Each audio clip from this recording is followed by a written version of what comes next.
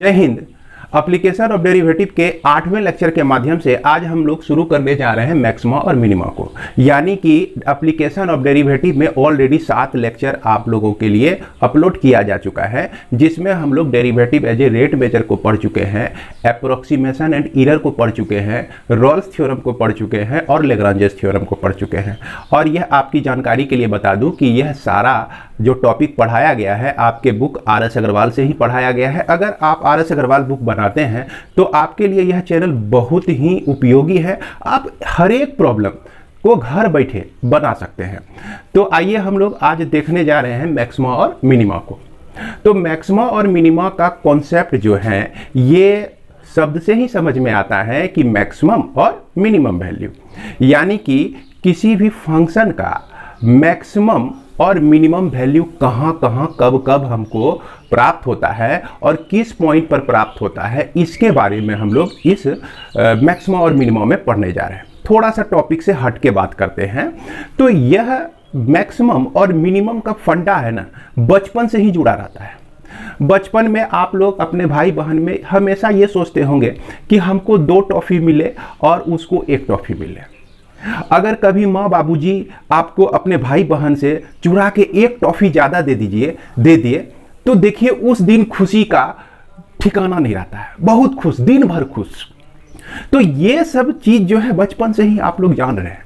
और जब बड़े होते हैं, जब क्या कहते हैं हॉस्टल लाइफ में जाते हैं या बैचलर लाइफ में जाते हैं पढ़ने के लिए, तो वहाँ भी हमेशा ये चीज़ दिमाग लगाते रहते हैं कि भाई कम पैसे में हम लोग मैक्सिमम को कैसे गेन करें।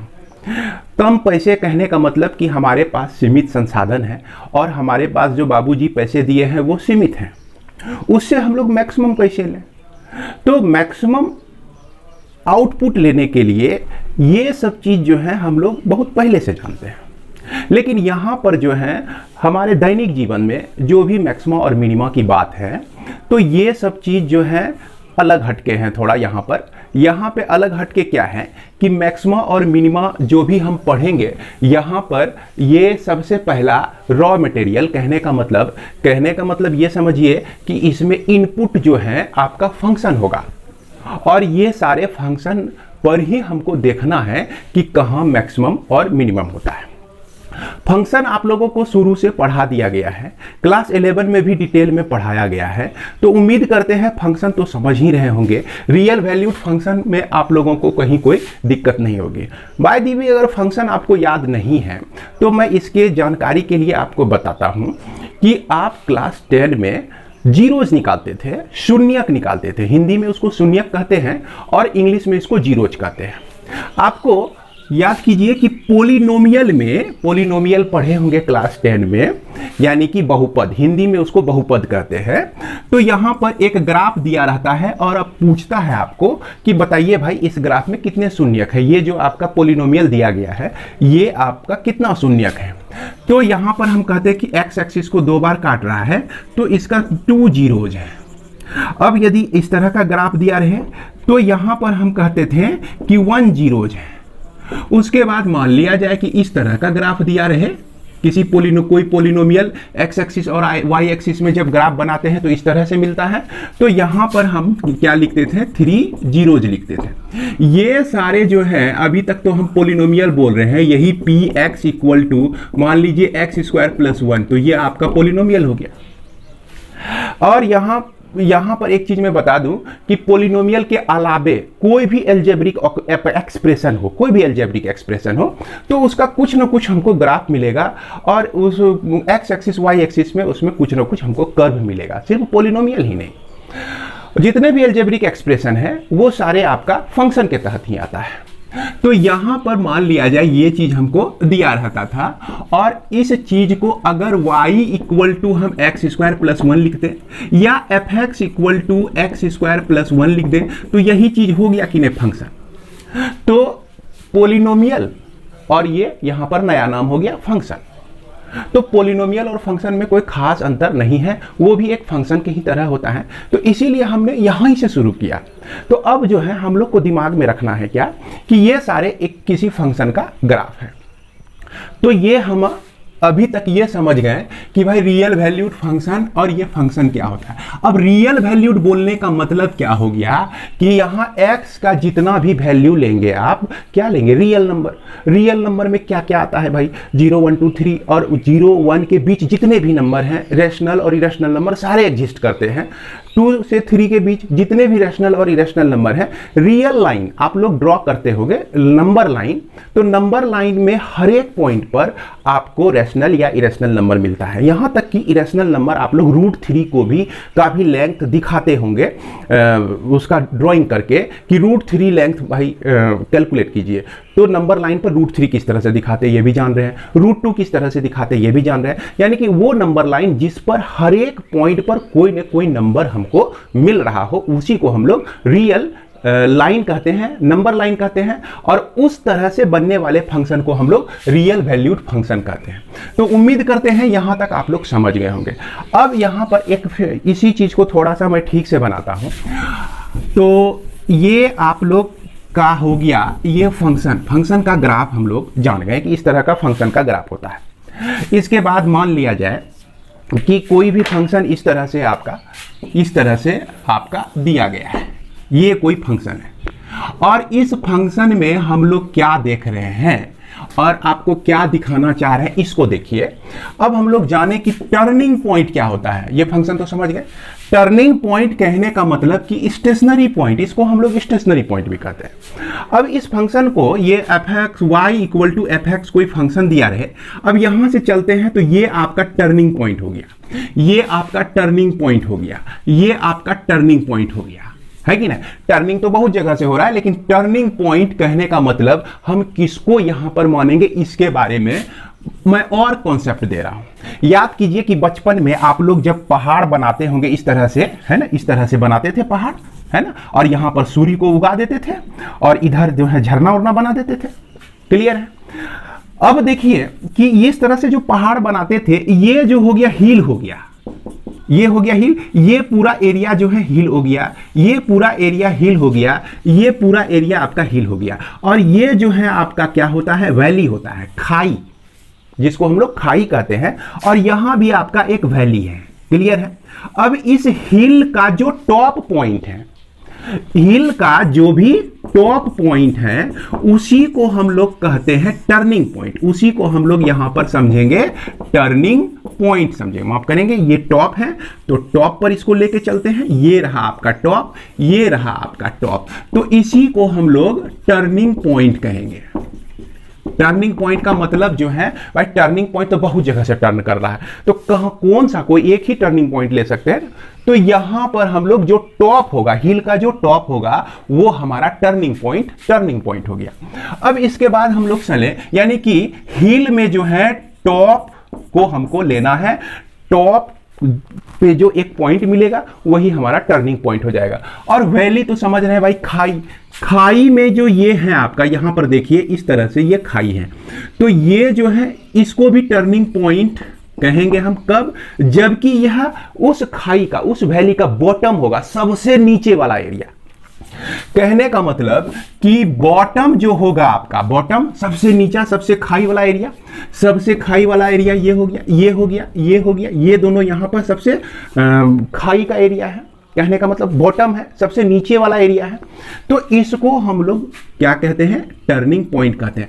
अब इस टर्निंग पॉइंट को जो है, इस टर्निंग पॉइंट को दो भाग में बांटा गया है। वैसे भी आपको देख के समझ में आ रहा है कि ये टर्निंग पॉइंट टॉप का है और ये टर्निंग पॉइंट जो है बॉटम का है। तो टॉप का जो टर्निंग पॉइंट होता है, तो वहां पर हम लोग को मिलता है लोकल मैक्सिमम वैल्यू। तो यहां पर लोकल मैक्सिमम वैल्यू कहने का मतलब क्या होता है, इसको देखिए। हम लोग प्रायः जब कोई पहाड़ को देखते हैं, पहाड़ कहने का मतलब कि ये आपका एक तरह से ग्राफ, इसी तरह का सिचुएशन मिल रहा है हमको। तो यहां पर मैक्सिमम सबसे ऊंचा, तो मैक्सिमम हमको यही ना दिखेगा, यही मैक्सिमम। तो इस वैल्यू को जो है यहां से, यानी कि हॉरिजॉन्टल लेवल से, आप ग्राउंड लेवल से, इस ग्राउंड लेवल से इसकी जो भी ऊंचाई है, तो इसी ऊंचाई को हम लोग लोकल मैक्सिमम वैल्यू कहते हैं। यानी कि यहां से जो ये ऊंचाई हो गया आपका, यही आपका लोकल मैक्सिमम वैल्यू हो गया। अभी लोकल मैक्सिमम वैल्यू ही क्यों कहते हैं, इसके बारे में मैं जस्ट बता रहा हूं। पहले यहां पे ये समझ लें कि लोकल मिनिमम वैल्यू क्या होता है, इसको भी हम लोग समझ लें, तब इस बीच वाले दो पॉइंट को समझेंगे। तो ये देखिए खाई, आप मान लीजिए कि हॉरिजॉन्टल से, हॉरिजॉन्टल आपका ये है खाई, मतलब जितना, कहने का मतलब कि यह बॉटम पॉइंट जो है जितना नीचे है, तो ये आपका जो हाइट हो गया, यानी कि बॉटम के लिए, बॉटम आपके हॉरिजॉन्टल लेवल से जितनी ऊंचाई पर है, ये आपका लोकल मिनिमम वैल्यू हो जाता है। यही क्या हो जाता है आपका लोकल मिनिमम वैल्यू, और यही चीज आपका हो जाता है लोकल मिनिमम वैल्यू। यानी कि इसको लोकल मिनिमम वैल्यू से जोड़ दीजिए, और यह भी जो लाइन है आपका लोकल मिनिमम वैल्यू हो गया। क्लियर है? अब हम लोग पॉइंट समझते हैं, पॉइंट समझते हैं। अगर इसको जो है, यह मान लीजिए कि यह जो आपका दिया गया है, अभी तक तो हम लोग पहाड़ से भी इसकी तुलना कर रहे हैं और ग्राफ भी मान के चल रहे हैं। अब पूरी तरह से इसको ग्राफ मानिए, किसी फंक्शन का ये ग्राफ है। ग्राफ है तो ग्राफ बनने के लिए हमको वाई एक्सिस भी चाहिए और एक्स एक्सिस भी चाहिए। क्या चाहिए? एक्स एक्सिस भी चाहिए। तो एक्स एक्सिस में ये जो होता है आपका, है ना, निगेटिव, ये जो पॉइंट होता है इधर पॉजिटिव लिखते हैं। जैसे कि मान लीजिए कि 1 2 3, है ना, 4 5 6, इस तरह से पॉजिटिव वे में लिखते चले जाते हैं। और इधर जो होता है आपका निगेटिव होता है, -1 -2। और ये जो है आपका 1 2 3 4 5, इस तरह से लिखते हैं ना भाई, इस तरह से तो लिखते आ रहे हैं क्लास 8 से ही, 9 से ही, जब भी ग्राफ बना रहे हैं। तो अब यह जो आपका यहां जो देख रहे हैं हम, ये जो है आपका पॉइंट, ये जो पॉइंट है, इस पॉइंट पर जो है ना, यहां ग्राफ का जो वैल्यू है क्या है? लोकल मिनिमम वैल्यू है। लोकल मिनिमम वैल्यू है। तो अगर ये पॉइंट आपका ए है, तो हम कहेंगे कि पॉइंट ए पर फंक्शन, यह जो फंक्शन है, फंक्शन का वैल्यू मिनिमम है। और कैसा मिनिमम है? लोकल मिनिमम वैल्यू है। अभी लोकल को हम क्लियर नहीं किए, अभी लोकल को हम क्लियर करते हैं। अब ये दूसरा नंबर हम गए, यहां पर देखें कि यह पॉइंट कितना के बीच है? 3 और 4 के बीच है। तो ये 3.3 हो सकता है या 3.4 हो सकता है। अब क्या है ये तो पता नहीं है, तो चलिए इस पॉइंट को हम लोग बी मान लेते हैं। तो बी पॉइंट पर जो है इस ग्राफ का जो वैल्यू है आपका लोकल मैक्सिमम है। तो इस बी को हम लोग पॉइंट ऑफ मैक्सिमा कहेंगे। क्या कहेंगे? पॉइंट ऑफ मैक्सिमा कहेंगे। यानी कि यह जो बी हो गया, कैसा पॉइंट हो गया? Point of maxima. इस पॉइंट पर हमको लोकल मैक्सिमम वैल्यू प्राप्त होता है। इसके बाद आगे चलते हैं। ये आपका 4.7 या 4.8 है। अब क्या है एग्जैक्ट तो नहीं समझ में आ रहा, तो चलिए इस पॉइंट को यहां से 4.8 ही हो, तो इसको हम लोग सी मान लेते हैं। अब सी पर हम देख रहे हैं कि इसका जो है वैल्यू लोकल मिनिमम है। क्या है? लोकल मिनिमम वैल्यू है। तो लोकल मिनिमम वैल्यू क्या कहते हैं? हमारा किस पे मिल रहा है? सी पे मिल रहा है। तो इसीलिए सी को हम लोग क्या कहेंगे? पॉइंट ऑफ लोकल मिनिमा कहेंगे। क्लियर है? इसके बाद हम लोग आगे बढ़े और यहां पर देखें कि यह 7 ही है, यानी कि यह d इक्वल टू आपका 7 ही है। क्या है? d इक्वल टू 7 ही है। और इस 7 पर जो है लोकल मैक्सिमम वैल्यू मिलता है। क्या मिलता है? लोकल मैक्सिमम वैल्यू मिलता है। तो मैक्सिमम वैल्यू मिलता है किस पे मिलता है भैया? तो d पर मिलता है। तो d को हम लोग क्या कहेंगे? पॉइंट ऑफ लोकल मैक्सिमा कहेंगे। पॉइंट ऑफ लोकल मैक्सिमा कहेंगे। अब यहां बात आती है लोकल काहे कहेंगे। अब देखिए कि यहां पर मैक्सिमम वैल्यू जो है आपका 1 2 है कि नहीं? तो ये अपनी लोकेलिटी में सबसे ऊंचा है, लेकिन इससे जो है आपका, इससे जो है इसका वैल्यू कम ही है।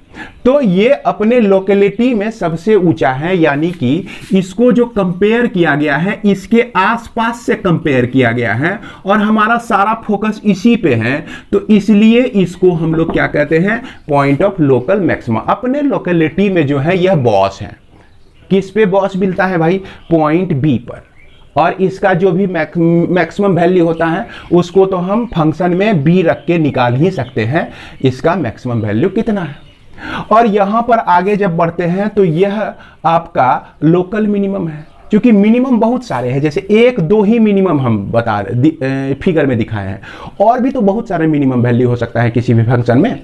यहाँ पर मैक्सिमम वैल्यू है तो सबको मैक्सिमम तो हम लोग नहीं कह सकते हैं, सबसे ऊंचा जो होगा उसका नाम दूसरा हो जाता है, वो हो जाता है एब्सोल्यूट मैक्सिमम वैल्यू।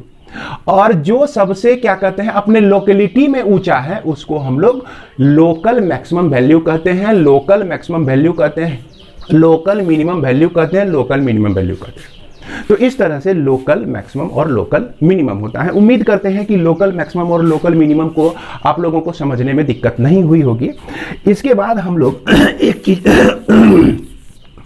और समझे, absolute maximum value, absolute maximum value, और उसके बाद absolute minimum value, absolute minimum value. तो एब्सोल्यूट मैक्सिमम वैल्यू हम लोग किसको कहते हैं? अब जितने भी लोकल मैक्सिमा है कि नहीं, देखिए यहां ये पॉइंट भी मैक्सिमम वैल्यू ही दे रहा है, क्योंकि इसके बाद जो है कोई ग्राफ नहीं है। और ये पॉइंट की बात की जाए तो ये पॉइंट जो है यह अपने चूंकि अंत हो रहा है तो यह भी मिनिमम में इंक्लूड हो जाएगा। अब हम यहां पर एक मैक्सिमम वैल्यू, दूसरा मैक्सिमम वैल्यू और तीसरा मैक्सिमम वैल्यू, तो मैक्सिमम वैल्यू में जो सबसे ऊंचा होगा यानी कि जिसका मान सबसे ज्यादा होगा उसको हम लोग एब्सोल्यूट मैक्सिमम वैल्यू कहेंगे। अब जो सबसे लोअर में होगा, नीचे होगा, जैसे यहां पर इसको भी हमने मिनिमम के रूप में लिया है, यहां भी मिनिमम के रूप में लिया है, यहां भी मिनिमम है, लोकल मिनिमम, ये दोनों लोकल मिनिमम है, और ये आपका एक्सट्रीमम वैल्यू है जो कि मिनिमम वैल्यू ही है। तो इसमें हम देख रहे हैं कि सबसे लोएस्ट वैल्यू किसका है, सबसे लोएस्ट वैल्यू हमको मिल रहा है किस पर, ए पर मिल रहा है।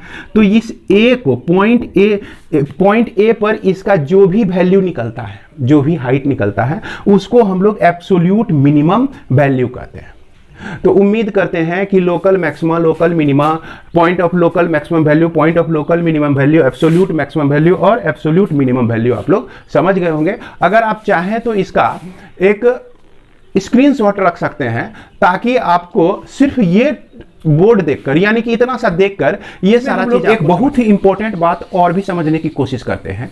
जैसा कि आप लोग जान रहे हैं कि हम लोग पढ़ रहे हैं एप्लीकेशन ऑफ डेरिवेटिव। तो एप्लीकेशन ऑफ डेरिवेटिव कहने का मतलब कि हमने जो डिफरेंशिएशन सीखा है उसी का उपयोग हम लोग को करना है। तो उसका उपयोग जब हम लोग करते हैं, किसी भी फंक्शन को का डेरिवेटिव निकालते हैं, तो वह जो है एक जनरल वे में डेरिवेटिव जो होता है, ये जैसे मान लिया जाए F x equal to X का cube plus X square plus 1 दिया गया है, और यहाँ पर एफ डैश एक्स निकालेंगे तो 3x का स्क्वायर 2x आपको मिलेगा। तो ये क्या देता है, किसी भी फंक्शन के किसी भी पॉइंट पर, कोई भी पॉइंट पर एक टेंजेंट देता है। तो टेंजेंट जब देता है तो अब हमको यहां पर यह सोचना है कि टेंजेंट हमको निकालना है 5 पर।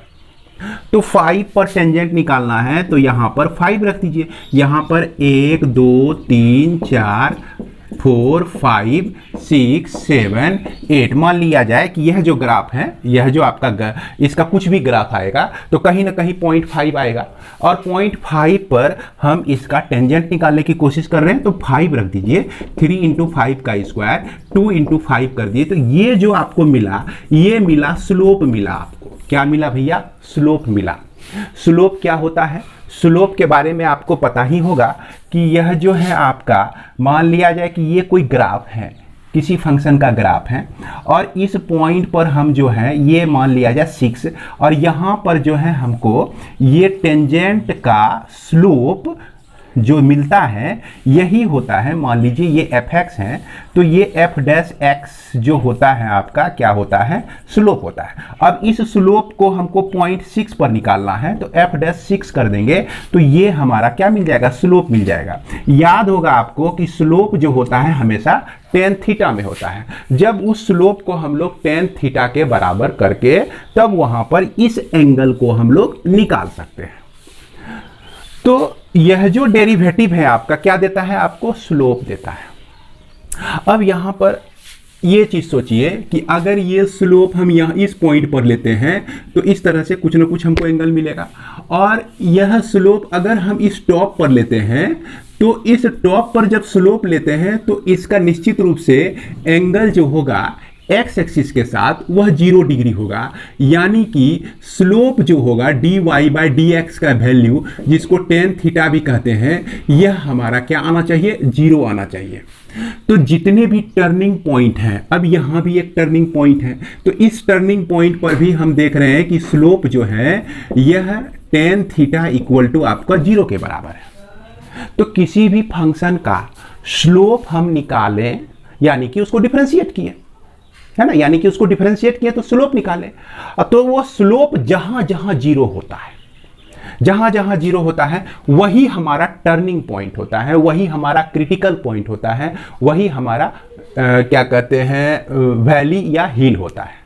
तो क्रिटिकल पॉइंट या टर्निंग पॉइंट, तो वही टर्निंग पॉइंट जो है किसी जगह पर लोकल मैक्सिमम वैल्यू होता है, और वही टर्निंग पॉइंट किसी जगह पर लोकल मैक्स मिनिमम वैल्यू होता है।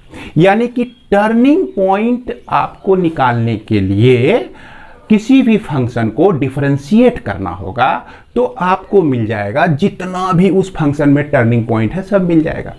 अब यहां पर एक चीज सोचने के लिए हम इस ग्राफ को खींचे हैं, ये देखिए ये भी टर्निंग पॉइंट है और यह भी टर्निंग पॉइंट है, ये आपका लोकल मैक्सिमा है और यह आपका लोकल मिनिमा है, क्या आप इस टर्निंग पॉइंट पर स्लोप ड्रॉ कर सकते हैं? क्या इस टर्निंग पॉइंट पर आप स्लोप ड्रॉ कर सकते हैं?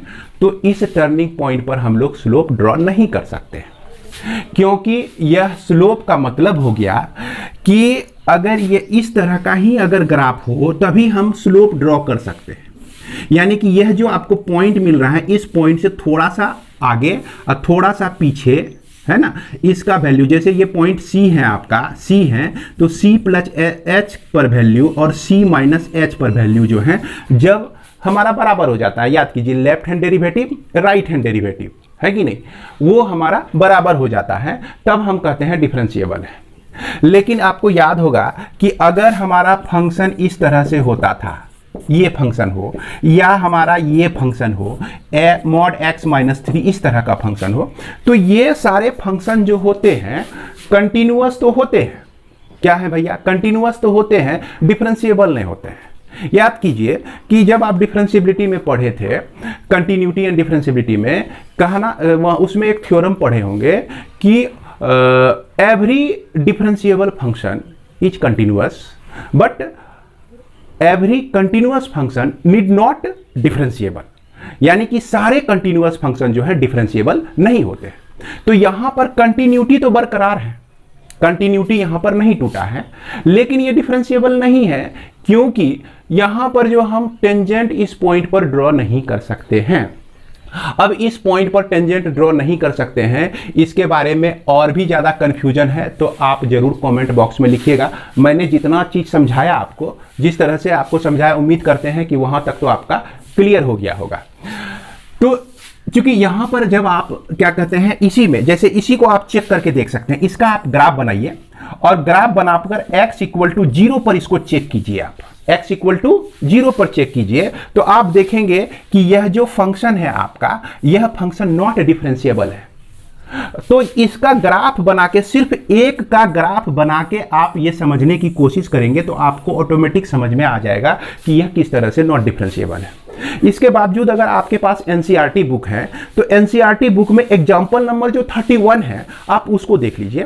तो जितना हम समझाए हैं उसके बावजूद भी थोड़ी मोड़ी अगर कमी रह गई है तो वहां और भी ज्यादा आपका क्लियर हो जाएगा। तो यहां पर याद रखना है कि ये सारे जो पॉइंट है आपका नॉट डिफरेंशिएबल है, लेकिन इसको लोकल मैक्सिमम वैल्यू कहेंगे और इसको हम लोग लोकल मिनिमम वैल्यू कहेंगे, और इसके हिसाब से हम लोग पॉइंट ऑफ लोकल मैक्सिमम मिलेगा और यहां पर जो है हमको पॉइंट ऑफ लोकल मिनिमम मिलेगा। लेकिन इस पॉइंट को हम लोग कहते हैं कि point of not differentiable, point of not differentiable, और लेकिन इसको पॉइंट ऑफ लोकल मिनिमम कहते हैं। इस पॉइंट को जैसे मान लिया जाए, इसको मैं मिटा रहा हूं, ये पॉइंट जो है आपका, ये पॉइंट C1 मान लेते हैं, इस पॉइंट को हमने C2 माना, इस पॉइंट को C1 माना, तो इस C1 को हम लोग क्या कहेंगे, पॉइंट ऑफ, इसको हम लोग कहेंगे point of not differentiability, point of, इस point of non differentiability, differentiability, ठीक है ना। यानी कि ये point C1 and point C2 भी जो है पॉइंट ऑफ नॉन डिफरेंशिएबिलिटी। कहने का मतलब कि the function is not differentiable eight point C1 and C2। C1 और C2 पर ये डिफरेंशिएबल नहीं है, लेकिन ध्यान रखना है कि C1 को हम लोग पॉइंट ऑफ लोकल मैक्सिमा कह सकते हैं, लोकल मैक्सिमा कह सकते हैं, और पॉइंट C2 को पॉइंट ऑफ लोकल मिनिमा कह सकते हैं, मिनिमा कह सकते हैं। अब यहां पर एक समस्या हो गई, क्या समस्या हो गई कि भैया कोई भी फंक्शन दिया रहेगा, दिया हुआ है, अब उसको हम डिफरेंशिएट करेंगे, डिफरेंशिएट भी कर दिए, तो उससे तो हमको सिर्फ इस तरह का पॉइंट ना मिलेगा, इस तरह का तो पॉइंट नहीं मिलेगा, तो वहां पर जो है ये आपका डिफरेंशिएशन जो है फेल हो जाता है। उस डिफरेंशिएशन के मदद से आप इस ऐसे सब पॉइंट पर लोकल मैक्सिमम और लोकल मिनिमम वैल्यू को नहीं निकाल सकते हैं। लेकिन इसका उपाय क्या है, इसका उपाय है आपको उस फंक्शन को देखकर, कोई भी फंक्शन आप देखेंगे तो जैसे कि मान लिया जाए कि यही फंक्शन हम देख रहे हैं f(x = mod of x), तो इसका मिनिमम वैल्यू 0 हो सकता है और मैक्सिमम वैल्यू जो है इन्फिनिटी हो सकता है। मिनिमम वैल्यू 0 क्यों हो सकता है, अगर -1 भी रखते हैं हम तो वो +1 आता है। अगर हम यहां पर क्या कहते हैं -10 रखते हैं तो इसका वैल्यू हमको क्या मिलता है, एब्सोल्यूट वैल्यू 10 मिलता है।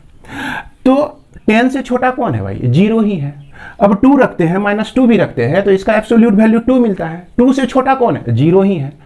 उसके बाद अगर -1 भी रखते हैं तो भी हम बार बार देख रहे हैं कि 2 से छोटा, 1 से छोटा, 10 से छोटा, सबसे छोटा तो 0 है, तो इसीलिए इसका मिनिमम वैल्यू जो है आपका 0 हो जाता है और मैक्सिमम वैल्यू जो है इन्फिनिटी तक चला जाएगा। अगर इसको रेंज के अंदर, मतलब कि इंटरवल के अंदर क्लोज कर दिया जाए, मान लिया जाए कि इसको जो है हम लोग 0 और 3 इंटरवल में क्लोज कर दिए हैं, तो इसका मिनिमम वैल्यू जो है 0 -3 से लेकर और 3 के बीच इसको हम क्लोज कर दिए हैं, तो इसका मिनिमम वैल्यू 0 होगा और मैक्सिमम वैल्यू जो है आपका 3 हो जाएगा। तो जितने भी आपका ग्राफ खींचा गया है यहां पर आप देख सकते हैं कि यह जो है किसी न किसी इंटरवल में लिया गया है। जैसे मान लीजिए यह 1 से लेकर ये कहां तक डिफाइन है, 8, 9 और 9.5 तक, तो 9.5 तक ये जो है 1 से लेकर 9.5 तक विस्तार है। इस फंक्शन का विस्तार कहाँ से कहाँ सकता है, 1 से लेकर 9.5 तक, तो इसको हम लोग इंटरवल कहते हैं। तो आपको जो भी देगा मैक्सिमम और मिनिमम वैल्यू निकालने के लिए वो किसी इंटरवल में होगा या इंटरवल में नहीं भी हो। तो इस इंटरवल को हम लोग हमेशा हम लोग आई से डिनोट करते हैं। अब देखिए इसी के सपोर्ट में एक थ्योरम भी है। वो थ्योरम क्या कहता है भैया, इसको याद रख लेना है आप लोग को कि let F be a function defined on an open interval I. Open interval I में यह डिफाइन है। Suppose C belongs to I. अब मान लिया जाए कि यही 1 से लेकर 9.5 तक जो है इसको हम लोग आई ओपन इंटरवल ले लेते हैं। अब इस ओपन इंटरवल में हम लोग क्या करते हैं कि सी कोई पॉइंट ढूंढते हैं। मान लिया जाए कि सी पॉइंट हमने यहां पर ढूंढा। सी पॉइंट ये भी हो सकता है, ये भी हो सकता है, ये भी हो सकता है और ये भी हो सकता है, कोई भी सी पॉइंट हो सकता है। सी जो है जनरल पॉइंट है, कहने का मतलब आई के बीच एग्जिस्ट कर रहा है। तो if F has a local maximum और local minimum at x equal to c, then either f dash c equal to 0 और f is not differentiable at c। यानी कि लोकल मैक्सिमम और लोकल मिनिमम वैल्यू के लिए वह function differentiable होगा तो वह 0 के बराबर होगा। 0 के बराबर होगा तभी टेंजेंट हमारा पैरेलल होगा, क्या कहते हैं, एक्स एक्सिस के साथ, और वो पॉइंट जो है आपका लोकल मैक्सिमा और लोकल मिनिमा होगा। यानी लोकल मैक्सिमा और मिनिमा के लिए हमको यहां पर f dash c equal to 0 होगा, या नहीं तो f is not differentiable at c। तो ये छोटी सी बात को समझाने के लिए मैंने थोड़ा सा ज्यादा ही वक्त लिया। और ये चीज़ आपको हमेशा काम देने वाला चीज़ है। यानी कि फाइनली नट सेल में हम लोग ये समझें कि कोई ज़रूरी नहीं है कि फंक्शन का लोकल मैक्सिमम और लोकल मिनिमम वैल्यू निकालने के लिए वो डिफरेंशिएबल होना भी चाहिए। डिफरेंशियल हो भी सकता है, डिफरेंशिएबल हो भी सकता है और डिफरेंशिएबल नहीं भी हो सकता है। बहुत सारे ऐसे फंक्शन हैं जो कि डिफरेंशिएबल नहीं है, जैसे इस पॉइंट पर डिफरेंशिएबल नहीं है, इस पॉइंट पर डिफरेंशिएबल नहीं है, लेकिन फिर भी लोकल मैक्सिमम और लोकल मिनिमम वैल्यू वहां पर एग्जिस्ट करते हैं। तो चाहे तो आप इसका स्क्रीनशॉट लेकर रख सकते हैं, हो सकता है आपके लिए उपयोगी हो। इसमें एक चीज और भी हम लोग समझ लेते हैं कि क्रिटिकल पॉइंट किसको कहते हैं। तो ये जो क्रिटिकल पॉइंट है ना, ये सारे क्रिटिकल पॉइंट है। कहने का मतलब कि यहाँ ये क्रिटिकल पॉइंट है आपका, इस पे डिफरेंशिएबल है, ये भी आपका क्रिटिकल पॉइंट है, देख सकते हैं यहाँ पर C, और इसको हम C3 ले लेते हैं, तो C3 भी क्रिटिकल पॉइंट है, C भी क्रिटिकल पॉइंट है, और C1 भी क्रिटिकल पॉइंट है और C2 भी क्रिटिकल पॉइंट है। लेकिन अंतर क्या है कि C3 और C पर जो है फंक्शन आपका डिफरेंशिएबल है और C1 और C2 पर फंक्शन जो है आपका डिफरेंशिएबल नहीं है। तो फंक्शन जिस पॉइंट पर डिफरेंशिएबल हो, जहां पर टेंजेंट का वैल्यू जो है, स्लोप जो है उसका 0 होता है, और ऐसे भी पॉइंट जो कि लोकल मैक्सिमा और लोकल मिनिमा की तरह ट्रीट करता है या वो लोकल मैक्सिमा और मिनिमा वैल्यू को देता है, लेकिन उस पर डिफरेंशिएबल नहीं हो, तो वैसे सब पॉइंट को मिला के हम लोग कहते हैं क्रिटिकल पॉइंट कह सकते हैं। अब इसी क्रिटिकल पॉइंट को हम लोग इस तरह से भी डिफाइन कर सकते हैं कि ये point C in the domain of a function f at which the either f dash c equal to 0 और f इज नॉट डिफरेंशिएबल। ध्यान दीजिएगा, f इज नॉट डिफरेंशिएबल हो और वहां पर मैक्सिमम वैल्यू मिनिमम वैल्यू मिल रहा हो, तो उस पॉइंट को भी हम लोग क्रिटिकल पॉइंट ही कहते हैं, और यह क्रिटिकल पॉइंट ऑफ f कहलाता है।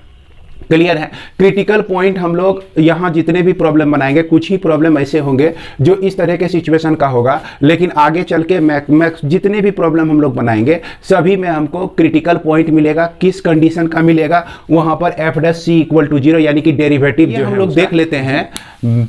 लोकल मैक्सिमा और लोकल मिनिमा का डेफिनेशन देख लेते हैं। तो इसमें से हम लोग अभी तक यही समझ में आया कि कोई भी ग्राफ आपका होगा और इस ग्राफ में यह जो वैल्यू है क्या है भाई, लोकल मैक्सिमम वैल्यू है और यह लोकल मिनिमम वैल्यू है। मान लिया जाए कि ये कोई पॉइंट आपका C है और कोई भी जनरल पॉइंट हम लोग C लिए हुए हैं, और इस पॉइंट C पर क्या करते हैं कि C से हम अगर थोड़ा सा, ये कोई फंक्शन fx है आपका, C पर इसका जो वैल्यू है ये fc हो जाएगा, और चूंकि fc जो है आपका लोकल मैक्सिमम वैल्यू है।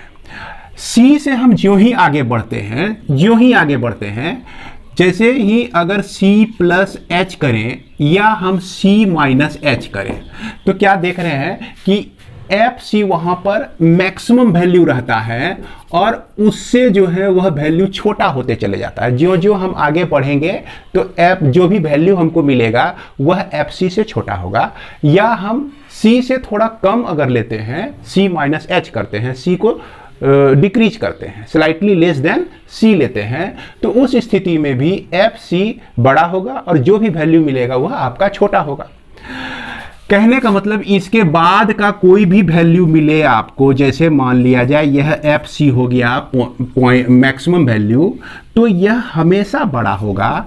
इसके बाद x का वैल्यू जो है हमको, यह x का वैल्यू एग्जिस्ट करे c माइनस h में या c प्लस h में। c से थोड़ा थोड़ा बढ़िए तो भी आपको fc से वैल्यू घटता चला जाएगा, और c से आप थोड़ा वैल्यू छोटा लीजिए तो भी वह fc से घटता चला जाएगा। इसलिए हम इसको लिख सकते हैं इस तरह से कि इस डेफिनेशन आप लोग देख लीजिए, let f be a real valued function and c be any n interior point in the domain of f, then क्या कहता है कि c is called a point of local maxima. c को हम लोग लोकल मैक्सिमा कह सकते हैं if there is an h greater than 0, मतलब कि 0 से थोड़ा सा बड़ा हो h कोई टर्म, कोई number, such that fc always greater than fx। और x क्या है भैया? x जो है c माइनस h या c प्लस h है, c नहीं है, c से या तो थोड़ा सा बड़ा है या c से छोटा है। तो इस स्थिति में हमेशा अगर ये सिचुएशन आए, यानी कि fc हमेशा बड़ा आपको आए, तो उस स्थिति में हम लोग C को पॉइंट ऑफ लोकल मैक्सिमा कहेंगे और उस पर जो FC का वैल्यू निकालेंगे, जैसे कि the value of FC is called the local maximum value of X, और उसको हम लोग लोकल मैक्सिमम वैल्यू कहेंगे। अब इसके बाद मान लिया जाए कि यह जो है C1 कोई पॉइंट है, अब इसको लोकल मिनिमम वैल्यू कैसे कहेंगे, तो C पॉइंट पर जो है इसका वैल्यू जो हो गया FC1 हो गया। C से थोड़ा आगे बढ़ते हैं तो C1 प्लस एच, C1 से थोड़ा सा नीचे जाते हैं C1 माइनस एच, तो C1 माइनस एच, ज्यों ही हम इधर बढ़ना शुरू करेंगे तो यह FC1 से इसका वैल्यू बढ़ते चला जाएगा, और इसके बाद हम आगे बढ़ना शुरू करते हैं तो FC1 से इसका भी वैल्यू बढ़ते जाएगा।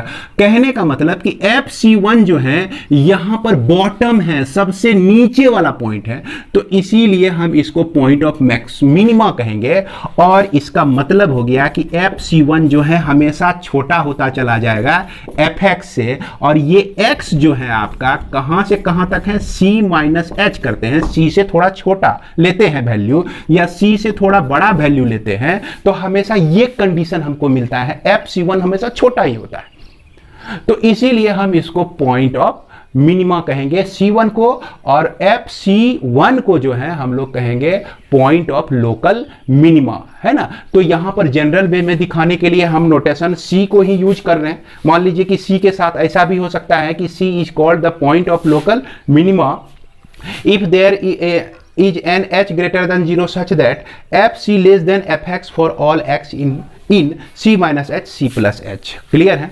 और इस fc को हम लोग क्या कहते हैं, point of local minimum value of f कहते हैं। तो उम्मीद करते हैं कि यह डेफिनेशन आपको समझ में आ गया होगा। इसके बाद हम लोग जाने कि आखिर यह जो लोकल मिनिमम है और लोकल मैक्सिमम है, इसको हम लोग निकालेंगे कैसे। तो निकालने का तरीका बहुत ही आसान है, और हमको यहाँ पर डेरिवेटिव का एप्लीकेशन करना है। तो डेरिवेटिव में तो हम लोग जान रहे हैं कि वो टेंजेंट को देता है। जब टेंजेंट ये कोई फंक्शन है आपका, इस तरह का फंक्शन है, ये लोकल मैक्सिमम वैल्यू और लोकल मिनिमम वैल्यू, और यहाँ टॉप पर अगर हम एक टेंजेंट खींचे और बॉटम पर एक टेंजेंट खींचे तो यह निश्चित रूप से 0 डिग्री का एंगल बनाता है विथ एक्स एक्सिस के साथ यह 0 डिग्री का एंगल बनाता है।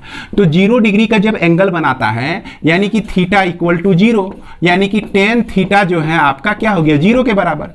और यह टेन थीटा जो है स्लोप देता है, और स्लोप का दूसरा स्रोत जो है dy बाय dx भी है, dy बाय dx भी है। तो इसका मतलब हम लोग यहीं से निकाल लेते हैं कि कोई भी फंक्शन को जब हम डिफरेंशिएट कर देते हैं, डिफरेंशिएशन करने के बाद डिफरेंशिएट कर दिए dy बाय dx, और उसको जब हम 0 के बराबर करते हैं, 0 के बराबर करते हैं, तो 0 के बराबर करने पर हमको वो सारा क्रिटिकल पॉइंट मिल जाता है, वो सारा टर्निंग पॉइंट मिल जाता है जिस पर हमारा मैक्सिमम और मिनिमम वैल्यू होता है। ये क्लियर है। तो हमेशा देखिएगा कि कोई भी फंक्शन को डिफरेंशिएट करके सबसे पहला काम क्या करना है, उसको 0 के बराबर कर लेना है आपको, और उसके बाद उसको सॉल्व करके x का वैल्यू निकालना है। तो वो सारे जो कैंडिडेट होंगे, x के जो वैल्यू आएंगे वही आपका हो जाएगा वो दावा करने वाला कि भाई हम मैक्सिमम है या मिनिमम है, मैक्सिमम है या मिनिमम है। और मैक्सिमम कौन है और मिनिमम कौन है, कौन सा वैल्यू आपका x का मैक्सिमम है, कौन सा वैल्यू मिनिमम है, इसको पता लगाने के लिए हम लोग 2 टेस्ट करते हैं उसका, जिसको हम लोग कहते हैं फर्स्ट डेरिवेटिव टेस्ट और दूसरे को कहते हैं हम लोग सेकंड डेरिवेटिव टेस्ट। तो इस दोनों टेस्ट को भी हम लोग पढ़ लेंगे, और उसके बाद जो है इस पर जब प्रॉब्लम बनाएंगे तो यह और भी क्लियर होगा। तो आइए हम लोग उसको भी देख लेते हैं। और उसको देखने से पहले फर्स्ट डेरिवेटिव टेस्ट में के तरफ जाने से पहले मैं आपको एक चीज और बताना चाहूंगा। जैसा कि हमने बताया कि यहां पर हम 2 टेस्ट करेंगे, फर्स्ट डेरिवेटिव टेस्ट और सेकेंड डेरिवेटिव टेस्ट। तो फर्स्ट डेरिवेटिव टेस्ट के सपोर्ट के लिए, है कि नहीं, एक चीज आप लोग जानिए, ज्योमेट्रिकली जो है क्या होता है डेरिवेटिव के साथ। डेरिवेटिव तो हम लोग करते ही हैं, और ज्योमेट्रिकली क्या दिखने पर हम लोग फर्स्ट डेरिवेटिव के तहत पॉइंट ऑफ मैक्सिमा कह सकते हैं उसको, और पॉइंट ऑफ मिनिमा कह सकते हैं। इसको समझिएगा। तो ज्योमेट्रिकली ये सपोर्ट के लिए है first derivative test, first derivative test के लिए। तो फर्स्ट डेरिवेटिव टेस्ट के लिए हम ये जो पॉइंट है आप देख रहे हैं, ये आपका पॉइंट ऑफ मैक्सिमा है और ये पॉइंट ऑफ मैक्सिमा जो है आपका सी पे मिल रहा है, तो इसका वैल्यू एफ सी हो जाएगा। तो इधर पे हम देख रहे हैं इंक्रीजिंग है और इधर जो है डिक्रीजिंग है ना, डिक्रीजिंग है। और ये जो पॉइंट है आपका, इस पॉइंट पर इस फंक्शन का स्लोप जो है क्या हो जाएगा, जीरो हो जाएगा। इस पॉइंट पर एफ डैश सी जो है आपका किसके बराबर हो जाएगा, जीरो के बराबर हो जाएगा। तो ये आपको स्लोप जीरो के बराबर मिलेगा, इसका स्लोप हो गया एफ डैश सी जो है, f dash c equal to zero लिखें, यानी कि सी जैसे वैल्यू रखेंगे तो यह जीरो के बराबर आपको मिल जाएगा। अब इसके बाद हम C माइनस एच पर, C माइनस एच कहने का मतलब इसके पीछे अगर कहीं भी हम टेंजेंट ड्रॉ करते हैं, इसको थोड़ा मिटा देते हैं, तो ये जो एंगल है आपका क्या है, एक्यूट एंगल। एक्यूट एंगल है। एक्यूट एंगल को हिंदी में हम लोग कहते हैं न्यून कोण। अब देखा जाए कि न्यून कोण 0 से 90 डिग्री के बीच होता है। 0 से 90 डिग्री के बीच tan के लिए कोई भी वैल्यू रख दीजिए, tan थीटा में कोई भी वैल्यू, चूंकि tan theta dy by dx को रिप्रेजेंट करता है, यानी कि डेरिवेटिव जो होता है यह आपका किसको रिप्रेजेंट करता है, स्लोप को रिप्रेजेंट करता है।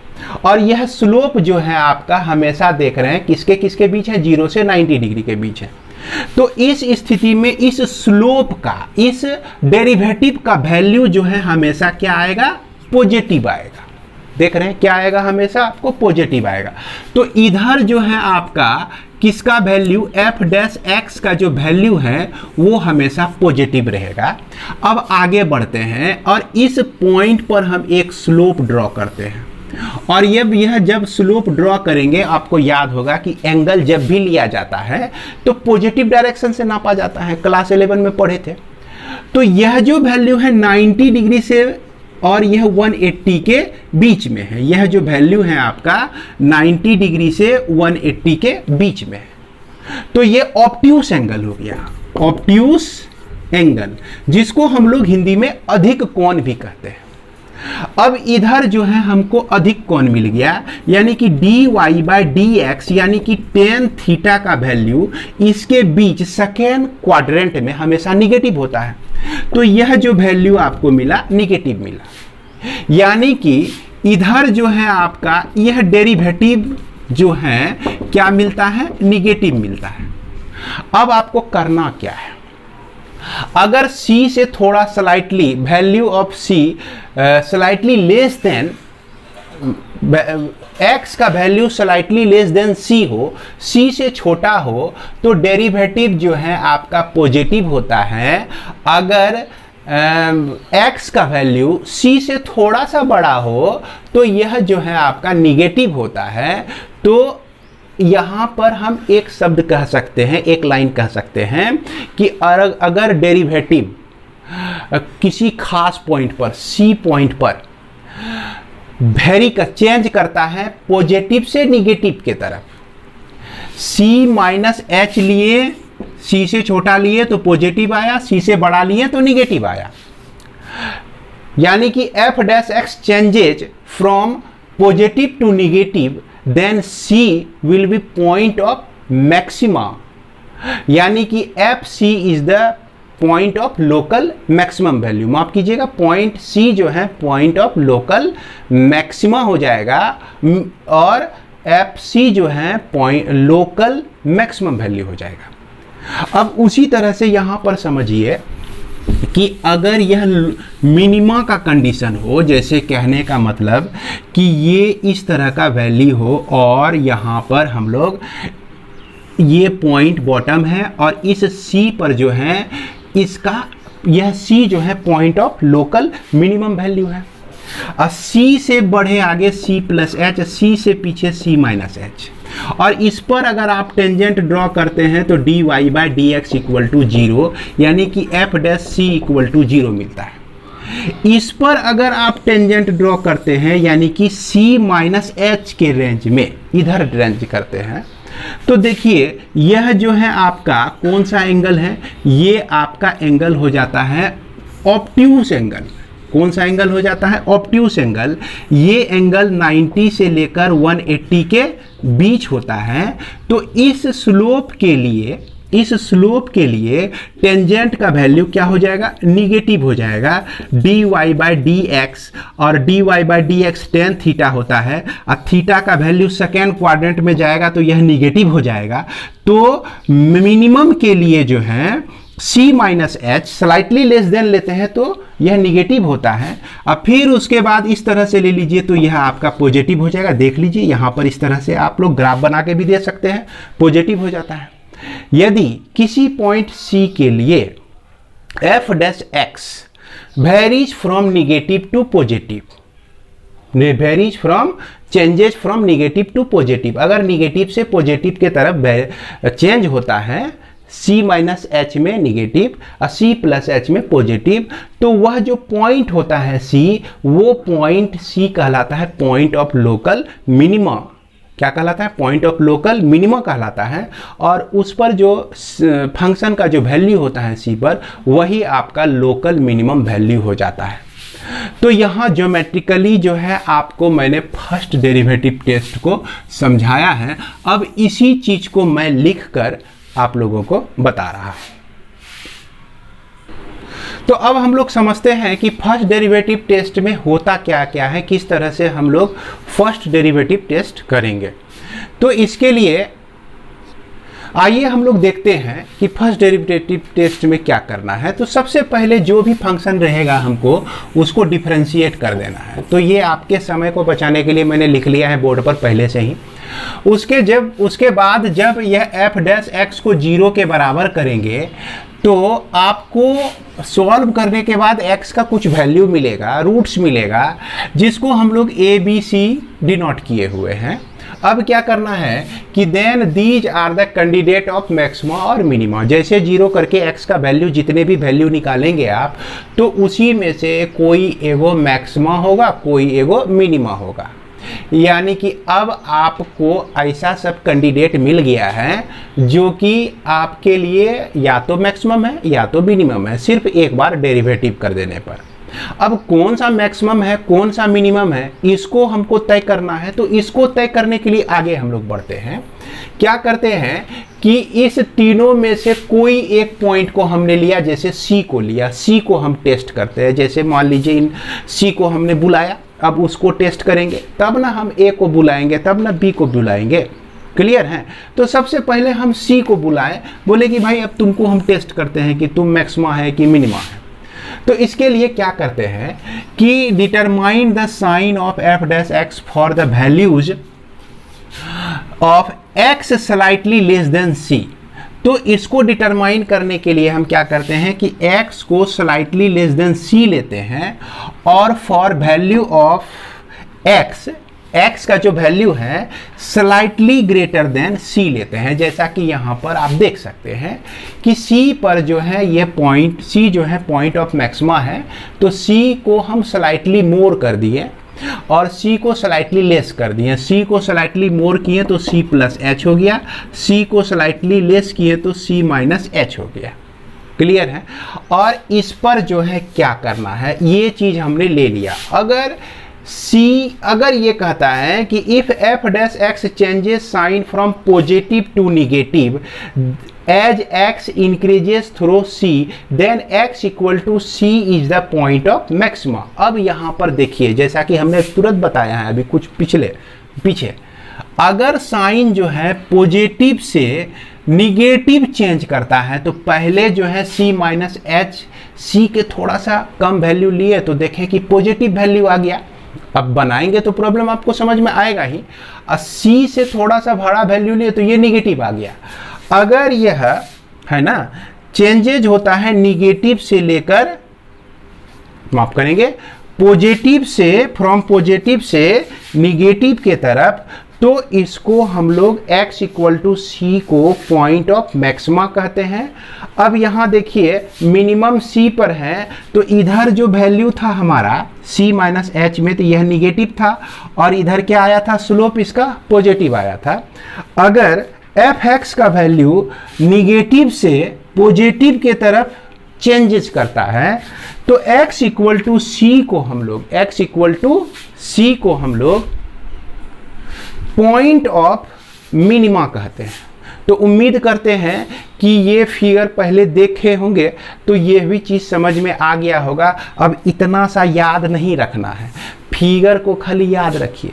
अगर आपको कभी कंफ्यूजन हो जाए तो आप फट से क्या कीजिए भाई, पॉइंट ऑफ मैक्सिमा में याद नहीं रहे कि निगेटिव से पॉजिटिव के तरफ चेंज होता है, तो फट से मैक्सिमा का एगो बनाइए ग्राफ और चेक कर लीजिए। ये आपका क्या हो गया, पॉजिटिव, और ये हो गया आपका क्या हो गया, निगेटिव हो गया। तो यानी कि पॉजिटिव से निगेटिव की तरफ चेंज होता है तो हम उसको पॉइंट ऑफ, वो जो है पॉइंट क्या कहलाएगा, पॉइंट ऑफ मैक्सिमा कहलाएगा। अब यदि आप भूल जाते हैं मिनिमा का कि क्या होता है भाई, पॉजिटिव से निगेटिव होता है कि निगेटिव से पॉजिटिव होता है, तो फट से इस तरह से आप बनाइए मिनिमम वैल्यू। अगर आप ड्रॉ कीजिए, देखिए ये एंगल क्या हो गया, और ऑब्ट्यूस आ गया। ऑब्ट्यूस कहने का मतलब ये आपका निगेटिव, और इधर देखिए ये एंगल जो है आपका क्या हो गया, एक्यूट हो गया। कहने का मतलब न्यून कोण के लिए क्या होता है, पॉजिटिव। अब यदि निगेटिव से पॉजिटिव की तरफ चेंज हो रहा है पॉइंट बी पर या ए पर, तो हम क्या कहेंगे कि यहाँ जो है पॉइंट ऑफ मिनिमा हमको मिलता है। तो इस तरह से पॉइंट ऑफ मैक्सिमा और पॉइंट ऑफ मिनिमा हमको प्राप्त होता है।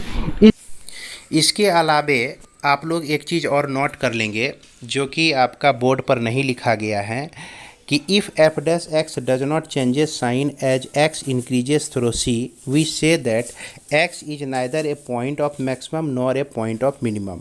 यानी कि सी पर साइन चेंज नहीं होता है, पॉजिटिव से पॉजिटिव ही आ जाता है, निगेटिव से निगेटिव ही आ जाता है। तो ऐसी स्थिति में हम कहेंगे कि साइन चेंज नहीं हो रहा है। तो जब साइन चेंज नहीं होता है तो उसको ना तो मैक्सिमम कह सकते हैं ना तो मिनिमम पॉइंट हम कह सकते हैं। तो उस पॉइंट को हम लोग क्या कहेंगे, तो उस पॉइंट को हम लोग कहते हैं पॉइंट ऑफ इन्फ्लेक्शन कहते हैं। तो ध्यान में रखना है पॉइंट ऑफ इन्फ्लेक्शन। तो उम्मीद करते हैं कि इसे भी आप लोग नोट कर लिए होंगे। जैसा कि फिगर में आप देख सकते हैं कि ये आपका एक्सट्रीमम वैल्यू, तो एक्सट्रीमम वैल्यू जो है आपका वही होता है, टर्निंग पॉइंट ही होता है, जिसको हम लोग डिफाइन कर सकते हैं कि द मैक्सिमम और minimum value of a function is called and extreme और extremum value of a function. यानी कि यहाँ कहने का मतलब हुआ लोकल मैक्सिमम और लोकल मिनिमम में जो भी वैल्यू आपका मिला हुआ है, तो उसमें से जो भी मैक्सिमम वैल्यू होगा, लोकल मैक्सिमम में जो भी मैक्सिमम वैल्यू होगा और लोकल मिनिमम में जो भी मिनिमम वैल्यू होगा, जो सबसे छोटा होगा, उस दोनों को ही हम लोग एक्सट्रीमम वैल्यू कहते हैं। यानी कि एक्सट्रीमम वैल्यू का मतलब हो गया मैक्सिमम वैल्यू भी और मिनिमम वैल्यू भी। और मैक्सिमम सिर्फ बोलें और सिर्फ मिनिमम बोले तो यहाँ पे ये समझना है कि लोकल तो बहुत हो सकते हैं, मैक्सिमम एक ही होगा, लोकल मिनिमम तो बहुत हो सकते हैं, तो मिनिमम उसमें एक ही होगा। तो उम्मीद करते हैं ये समझ में आ गया होगा। स्टेशनरी पॉइंट को ही हम लोग टर्निंग पॉइंट कहते हैं, जैसा कि आप लोगों को बताया गया था। और इसमें देखिए कुछ दिया गया है रिमार्क्स, है ना, जो आप फिगर में देख रहे हैं, बोर्ड पर आपको दिख रहा होगा कि a function can most one absolute and at most the one absolute minimum value. एक एब्सोल्यूट मैक्सिमम वैल्यू होगा और एक एब्सोल्यूट मिनिमम वैल्यू होगा। अभी तक तो आप लोगों को यह समझ में आ ही रहा होगा।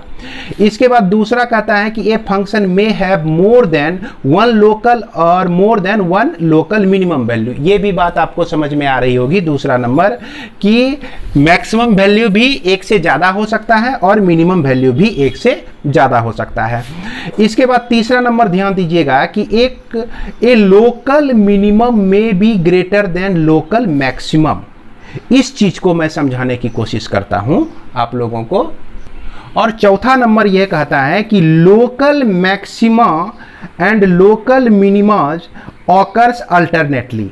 मैक्सिमा और मिनिमा जो है अल्टरनेटली ऑकर होता है। तो यहाँ जो तीसरा नंबर रूल था, तीसरा नंबर रूल को अब देखिए आप लोग, क्या कहता है कि ए local minimum may be greater than local maximum. तो यहाँ एक ग्राफ हम ड्रॉ करते हैं इस तरह से। एक हम किसी फंक्शन का ग्राफ लेते हैं और ये देखिए लोकल मैक्सिमम वैल्यू है और ये आपका लोकल मिनिमम वैल्यू है।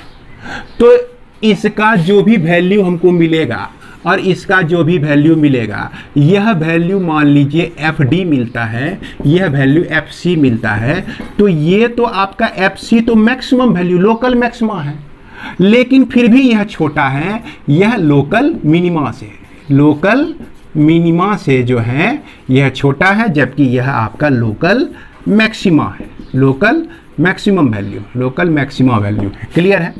तो इसलिए हमने कहा कि ये लोकल मिनिमम जो है, एक लोकल मिनिमम में भी ग्रेटर देन लोकल मैक्सिमम हो सकता है। और लास्ट जो आप लोग समझ में ही गए होंगे कि local maximums and local minimums occurs alternately.